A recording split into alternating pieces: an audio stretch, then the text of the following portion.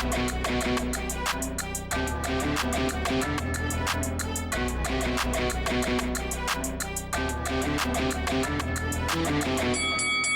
guys, welcome to Boxing Squared for boxing news and views from around the internet.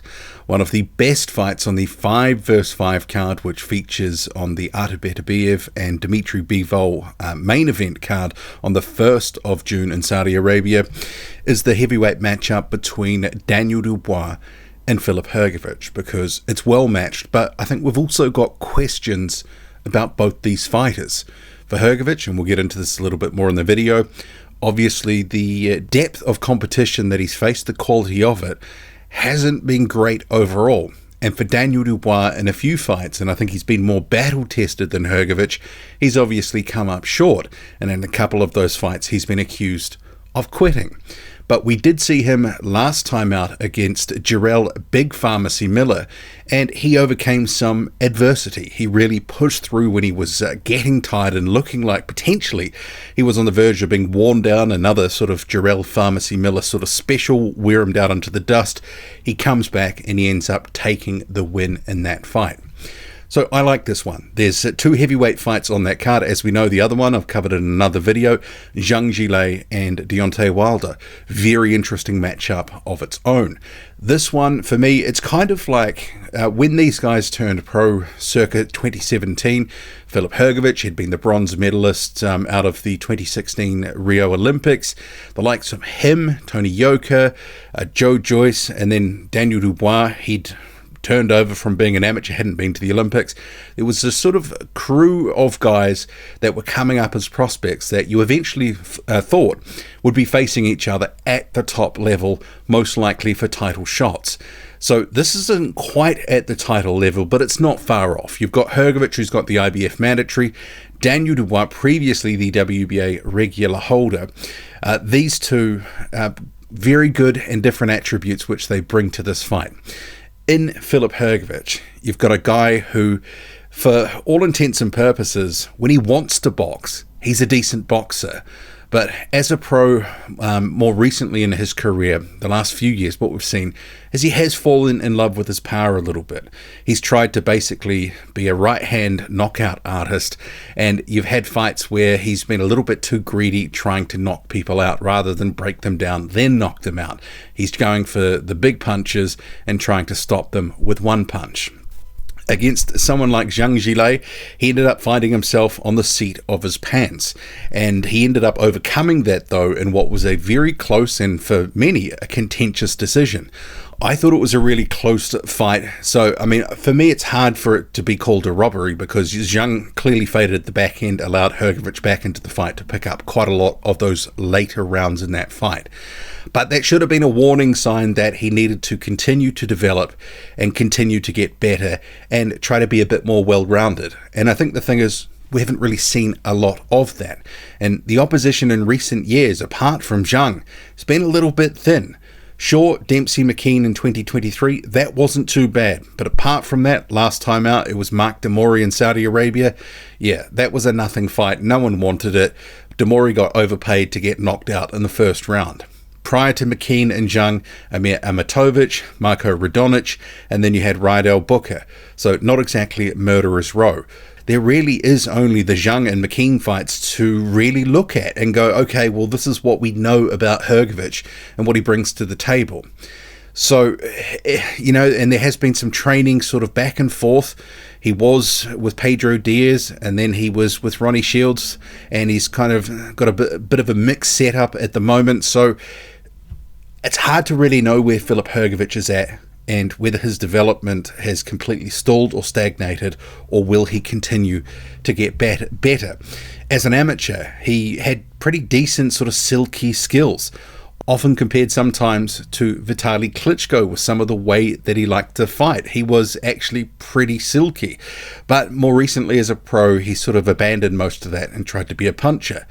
So what's that going to look like in this fight with Daniel Dubois, who arguably has fought better opposition in recent times? And even though he hasn't won all of his fights, Daniel Dubois, I think he is more battle tested. In recent years, and going back to 2020, Joe Joyce, Bogdan Dinu, Joe Kusumanu, Trevor Bryan, Kevin Lerena, Alexander Usyk, Jarrell Miller. It's just a deeper resume in terms of competition than Hrgovic, but as we know, against Usyk and against Joyce, he lost those fights and was stopped in those fights. Against Joyce, it was as a result of his eye injury, and he had some success against Usyk before getting worn down, and this was the second instance after sort of taking a knee against Joyce, against Usyk, where he, after the 9th round, looked like he could have continued, looked like he didn't want to.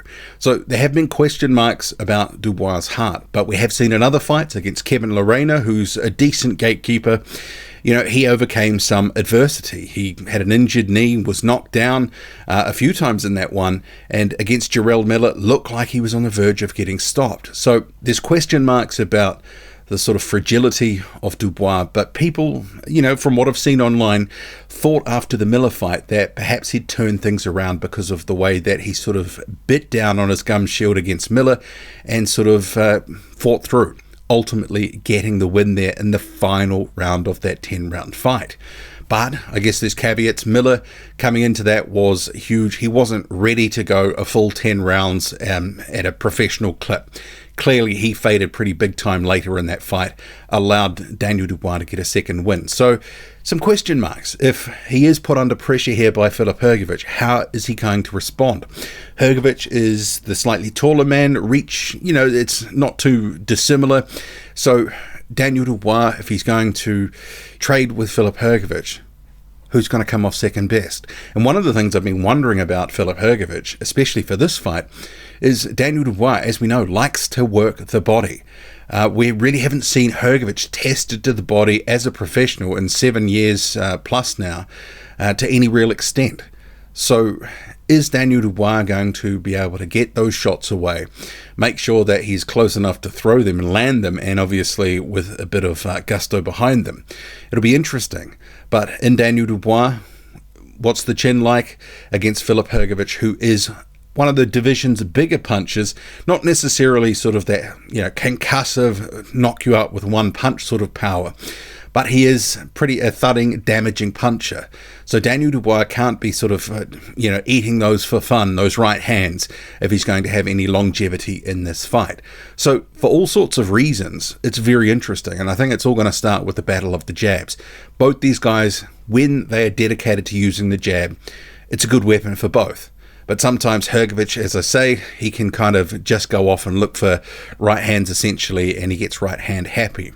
And one of the features in Hrgovic fights, and a lot of them, is often when he's starting to have some success, the opponents tend to bend down to the waist, and Filip Hrgovic ends up sort of hitting on the side or to the back of the head, which he has been accused of being a repeat rabbit puncher. So Daniel Dubois, is he going to sort of be ground down to that point where he's effectively trying to dodge what's coming at him, bending down to the waist? Well, I'd hope not, because that probably means that Filip Hrgovic is having a lot of success in the fight.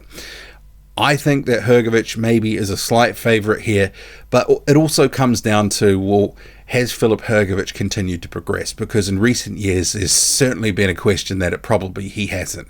He looked like he's sort of stagnated, gone away from some of the things that made him a really top amateur, and just basically tried to become a guy who's trying to bang guys out for fun.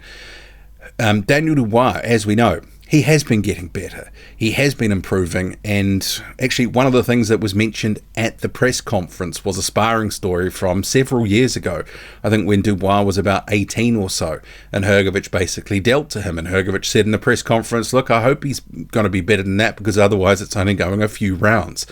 And I think Dubois, he has been getting better. He has been learning on the job in gyms with the sparring. He's been getting better, and I think he's more battle tested in terms of the in-ring experience. But as we know, as a pro that is, but as we know, Filip Hrgovic had a very long and illustrious amateur career, and he's seen quite a few things in his day as well. So really, I think it's going to come down to who's going to land some of the more telling shots first, because I think this one is going to end in a stoppage. I think this is not going the 10 rounds, or the 12 rounds, I should say, and I think someone is getting knocked out within about 8 rounds or so. Is it Hrgovic? Is it Dubois? Well, we're going to see. Both these guys, big punches, Dubois, can he test Hrgovic to the body, put him under pressure? Can he show us something that we haven't seen before? Same too with Hrgovic. He needs this fight, and I think almost for the credibility of if he is going to have a title shot, he needs to have a dominant performance, because there is a question mark from the Zhang fight. A lot of people didn't think that he won that one. He was dropped and he was chasing the fight, trying to catch up in the end. If he can stop Daniel Dubois in impressive fashion, certainly stakes his case to be that next guy for a title shot. And he is obviously in the queue with the IBF mandatory, but you know what I mean. People will think that he has earned the shot. Drop a comment, loud and often. Hit like, hit subscribe, follow me on Twitter. Boxing_squared. I'm out.